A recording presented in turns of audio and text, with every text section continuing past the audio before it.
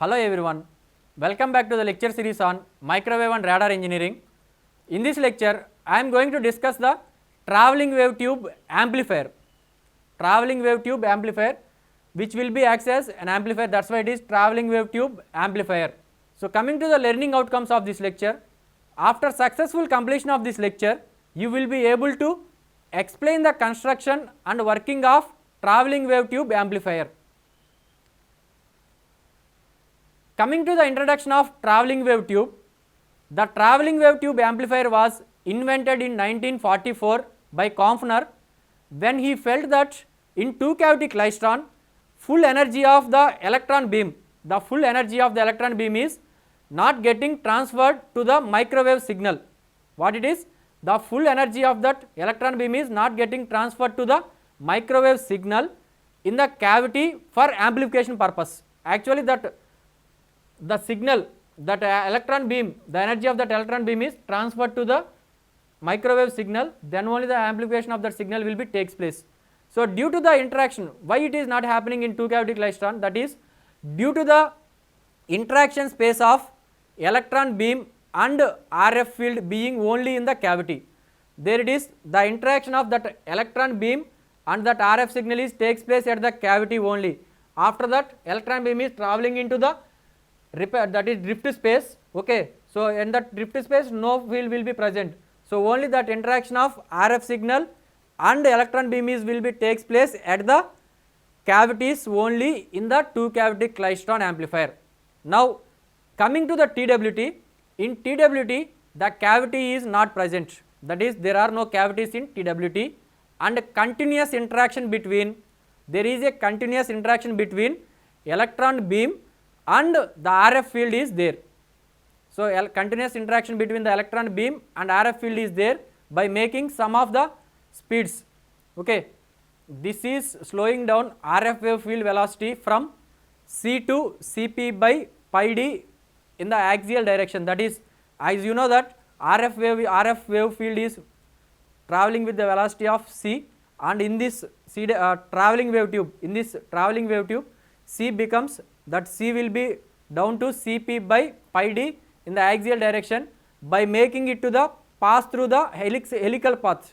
So in this we are using the helical path for travelling of that RF signal, okay. So travelling wave tube is the most versatile microwave RF power amplifiers. So the main virtue of that TWT, the main virtue of the TWT is its extremely wide bandwidth. See, as already mentioned that in two cavity klystron, it is providing narrow bandwidth, that is the limitation already mentioned. So that will be overcome with the help of TWT. Here in TWT it will be having wide bandwidth, right. Coming to the construction and amplification process in TWT. So here it is the physical construction of a TWT. So functional block diagram of TWT is given here. So the electron gun is just like that in klystron, and the electron beam is regulated by a control anode. The electron beam is regulated by a control anode, so as to pass through the center of the long helix, So an axial magnetic field, which is focusing to prevent this axial magnetic field, which is surrounded by this tube. So to prevent the beam from spreading out, and guides it through the center of the helix, okay. So finally these electrons are collected by the concave collector plate. So these electrons are collected by the concave collector plate. So when the RF signal propagates through the, see here, so when the RF signal propagates through the wire of the helix. So wire of the helix. So it propagates through the wire of the helix. So it produces an RF electric field along the center of the helix. So it produces an RF electric field along the center of the helix. When the velocity of the electron beam is close to the velocity of this axial RF field, so when the velocity of the electron beam, because already electron beam is passing, when the velocity of that electron beam is close to the velocity of the axial RF field, then due to the interaction between them, so there is an interaction between these RF field and electron beam, right. So the electron beam delivers energy to the RF wave field, so RF wave field of the helix, right. Then it keeps moving along the length, this keeps moving along that length, along that helix, RF signal as well as the beam, electron beam is travelling along that length with the axial velocity of Vp is equals to, axial velocity of Vp is equals to Cp by pi d. So this C is the velocity of light, P is the spacing between these two helix, spacing between the two helix, and pi d is the perimeter of this helix. So where d is the diameter of that helix. This phase velocity is helix geometry dependent and therefore it is a constant. Therefore it is a constant. So therefore a travelling wave tube, can be used over a wide range of frequencies. It can be used over a wide range of frequencies. See, as already mentioned that the basic structure of TWT, consists of cathode, okay, it consists of cathode and filament heater. Here cathode, a filament heater, so which will generate the electrons, so a filament heater plus anode, an anode, it consists of an anode, okay, that is biased positively to accelerate the electron beam. So to accelerate that electron beam forward and to focus it into a narrow beam. So it is positive. So because of that, to accelerate that electron beam into the forward direction, that is towards the forward direction into the narrow beam, okay. The electron gun, here it is the electron gun, okay. So this electron gun produces, and then accelerates an electron beam. So this electron gun produces an electrons and then accelerates an electron beam along the axis of the tube, right.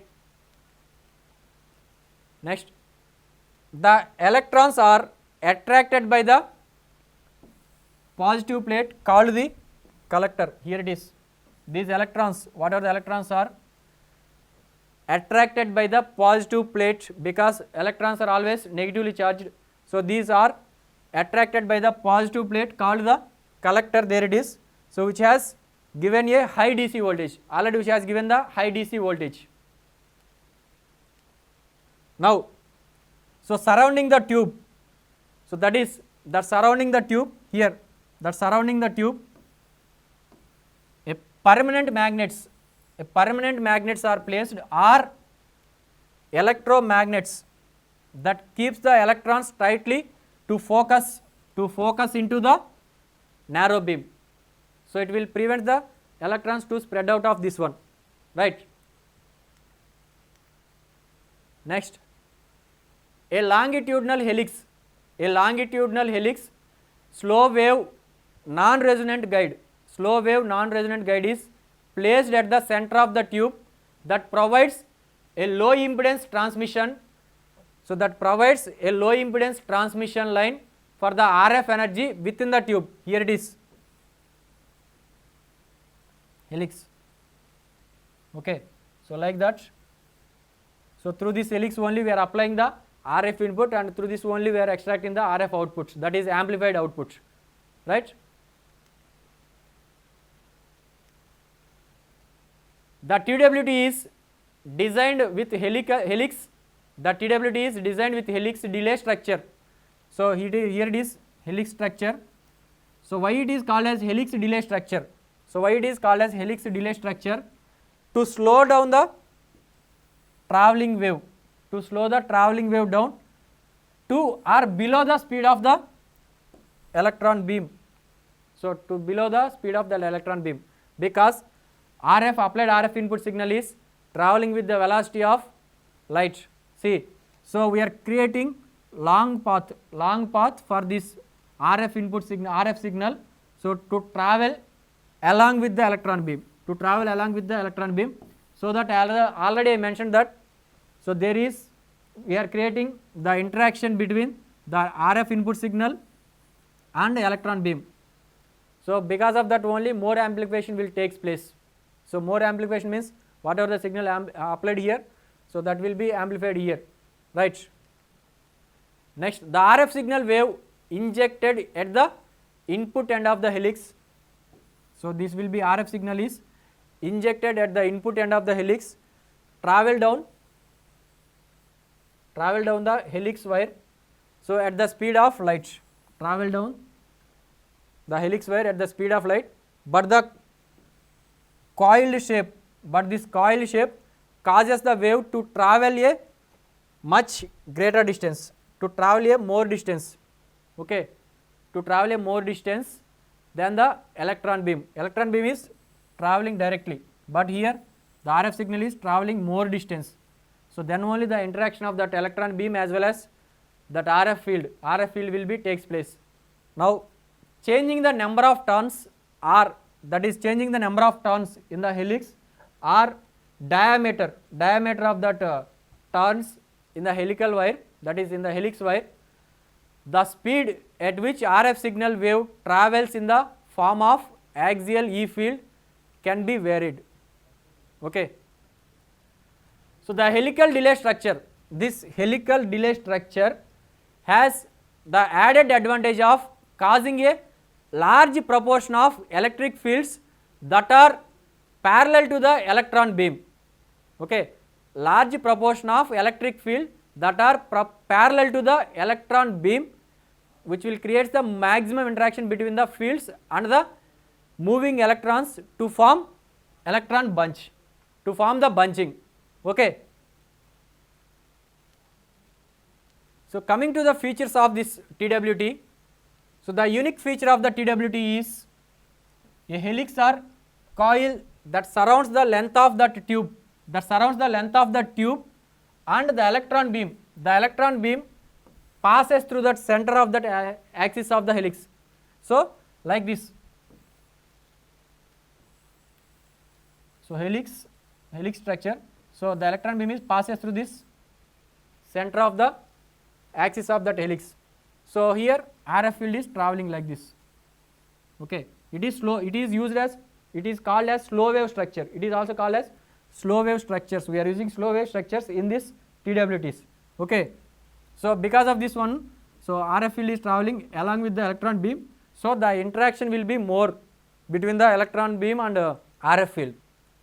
Now the purpose of the helix is to provide the path for RF signal only, that is to provide the path for RF signal. Here it is applied input signal, here it is output, we are extracting that, okay.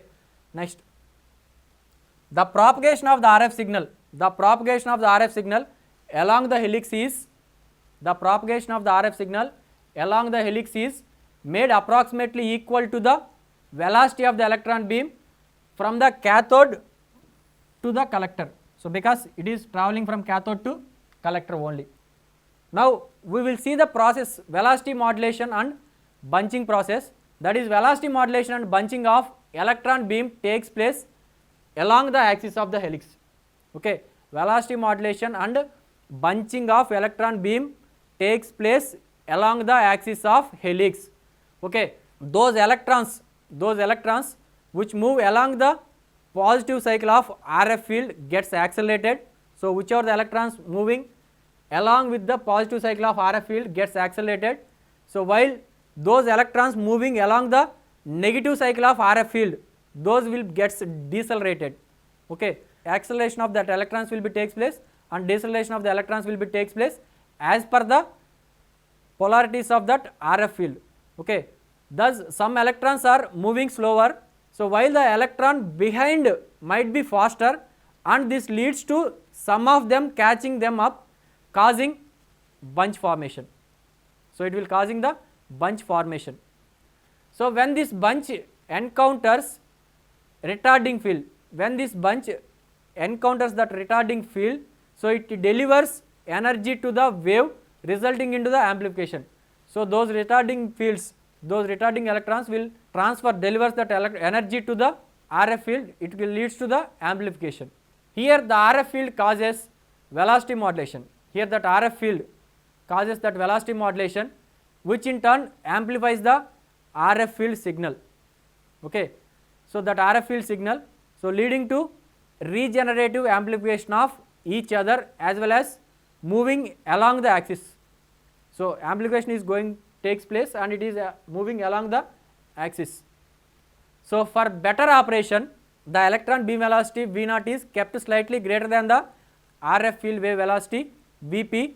So as more electrons face the decelerating field and give energy to the field, that is amplification will be takes place. Okay. Now coming to the velocity modulation.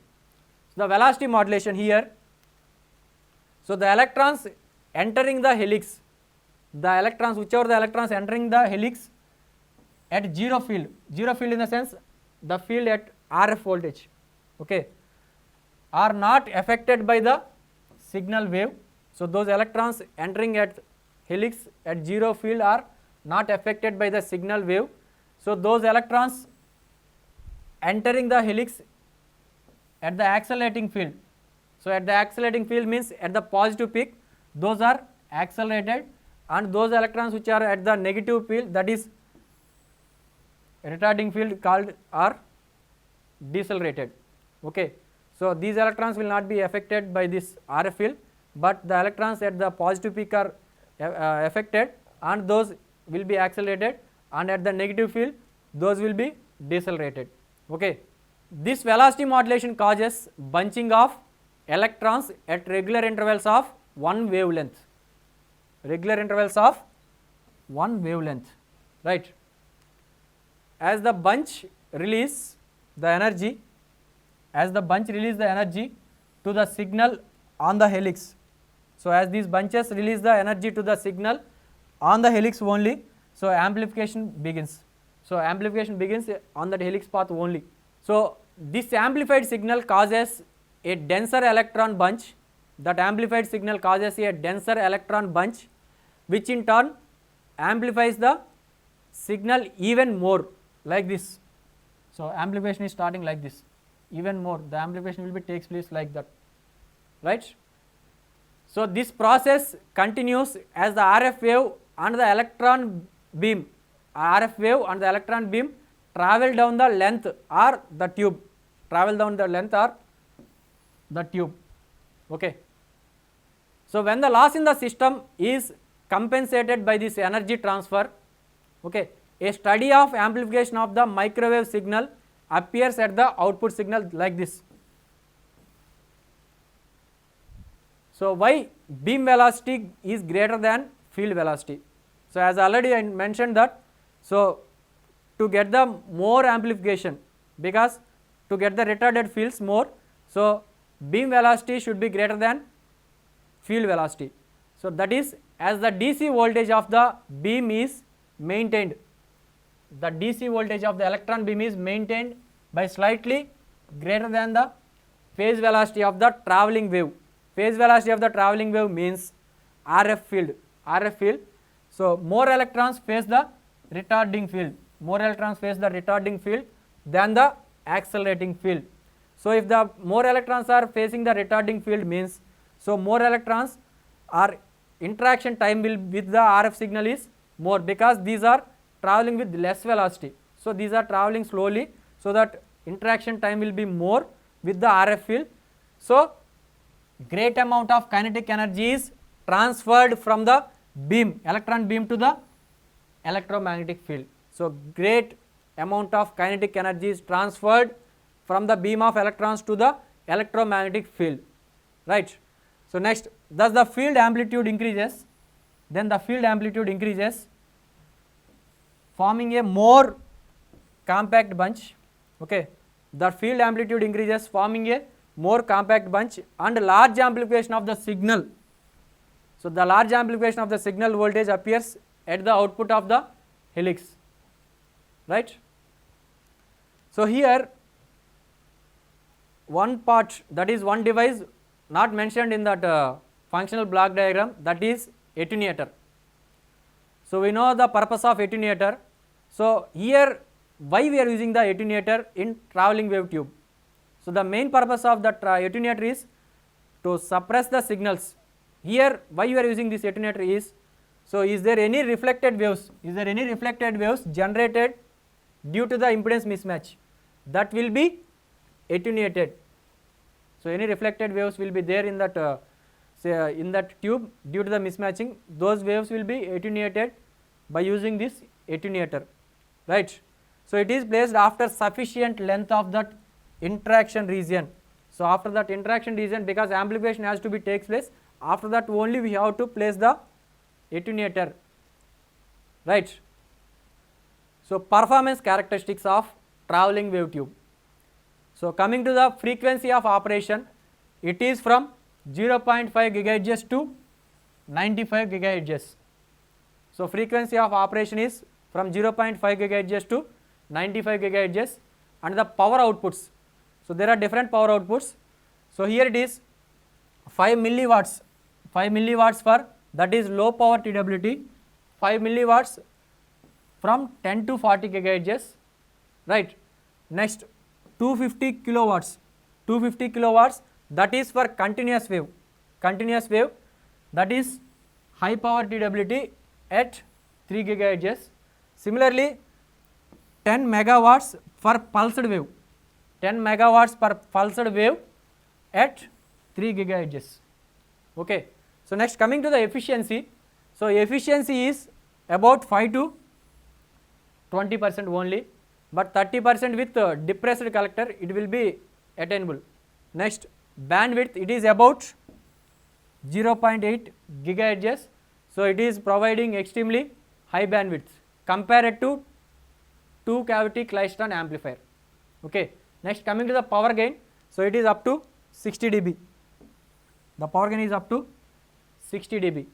So next, coming to the advantages of TWT, as already I mentioned that the TWT's main advantage, it is more bandwidth. So bandwidth will be wide. So here TWT has extremely wide bandwidth, it is having extremely wide bandwidth, hence it can be made to amplify signals from UHF to hundreds of gigahertz. What is the UHF range? That is 300 megahertz to 3000 megahertz, right. So the TWTs can be used in both continuous and pulsed modes of operation with power levels up to several thousands watts. High power also it can be used. So and the next one, it is having high gain, so it can produce high gain, right. So next, coming to the applications, the applications of TWT are low noise RF amplifier. It is a low noise RF amplifier in broadband microwave receivers. It acts as low noise RF amplifier in broadband microwave receivers. So repeater amplifier in wideband communication links, and long distance telephony, So due to the long tube life, that is about 50,000 hours against 1/4 for the other types of tubes. So TWT is power output tube in communication satellites. It will act as a power output tube in communication satellites, okay. So next, so continuous wave high power TWTs are used in troposcatter links. So continuous wave high power TWTs are used in troposcatter links. Okay, troposcatter links. So due to the large power and large bandwidths, due to large power and large bandwidths. So these are used in airborne and shipborne, so pulsed high power radars. So airborne, shipborne, pulsed high power radars.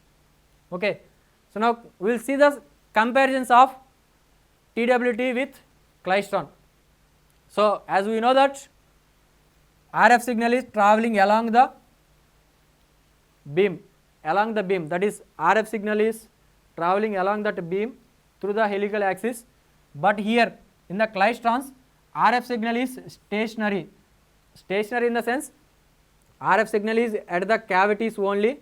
So only the beam will be travels, from one cavity to another cavity, or in single cavity klystron also the beam will be travel towards the repeller and return back to the gap. Okay. So at that gap only the interaction of that electron beam and RF field will be takes place. See, the interaction of electron beam and RF field in the TWT is continuous over the entire length of that circuit. So continuous interaction will be takes place, due to that more amplification will be achieved in this TWTs. So the interaction of electrons in the klystron occurs only at the gaps. Okay, only at the gaps of resonant cavities, right? In TWT, the TWT circuit is non-resonant, whereas the klystron circuit is resonant type. Okay. So the TWT wave is propagative and here it is non-propagative wave, that is simply RF wave. RF wave is traveling along the helix, but here it is RF wave is at the cavities only present. So that is called as stationary wave, we can call it as stationary wave. So TWT uses slow wave structures for input and outputs, that is here we have seen that helical structure, helix. So input is applied through that one end of the helix and output is extracting to the other end of the helix. So that is slow wave structures for the input and output, whereas in klystrons we are using the cavities for input and output. See, in two cavity klystron buncher cavity is used for input, whereas the catcher cavity is used for outputs. So these are high power outputs and low power outputs, as well as the long life period. These are having long life period, as already I mentioned that 50,000 hours will be there. So it is short life period klystrons, right? So these are the references followed for this lecture. So coming to the assignment questions. So explain the construction and operation of travelling wave tube.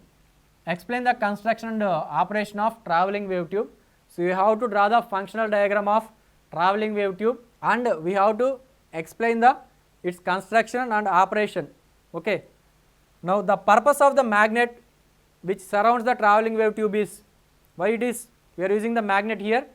So that is to prevent the spreading out of that electron beam. Okay. Next, a helix is used in the travelling wave tube to slow down the RF field, So then only the interaction of that RF field as well as electron beam will be takes place. Okay. The main advantage of TWT over a multi-cavity klystron is it is more bandwidth, it can provide more bandwidth. So the purpose of attenuator in a travelling wave tube is, so as already we have seen that, so what is the purpose of attenuator in the travelling wave tube? That is, so to attenuate the any reflected waves due to the mismatching. So then it will attenuate that type of waves in the tube. Okay. Next, in which microwave tubes RF energy travels at nearly the same speed, that is same speed as electrons, that is electron beam as well as RF field are traveling with the same velocity, approximately the same velocity from cathode to anode, that is cathode to collector, cathode to collector it is TWT. Okay. In TWT, from cathode to collector, the RF field as well as electron beam are traveling with almost the same velocity. Thank you.